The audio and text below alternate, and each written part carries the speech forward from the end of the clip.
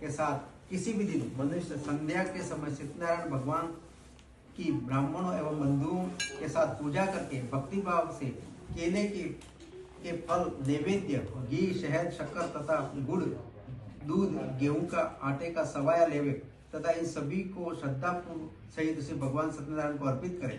परिवार सहित भगवान ब्राह्मणों को भोजन करावे, इसके पश्चात ही स्वयं भोजन करें।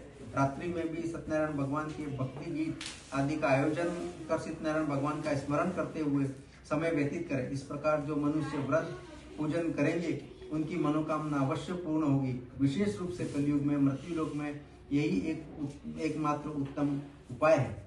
इसे अल्प समय एवं कम धन में महान पुण्य की प्राप्ति होती है। श्री स्कंद पुराणे श्री रेवाखंडे सत्यनारायण भगवान प्रथमो अध्याय संपूर्ण चला दीजिए।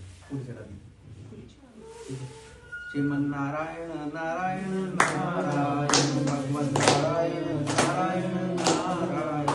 द्वितीय अध्याय। श्री सुत जी बोले, हे ऋषियों, जिन्होंने प्राचीन काल में इस व्रत को किया उनका इतिहास मैं आपको सबसे बताता हूँ।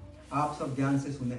अति सुंदर काशीपुरी नगरी में एक अति निर्धन ब्राह्मण रहता था। वह भूख और प्यास से बेचैन होकर उस समय दुखी रहता था। ब्राह्मणों से प्रेम करने वाले श्री भगवान विष्णु ने उसको दुखी देखकर एक दिन बूढ़े ब्राह्मण का रूप धारण कर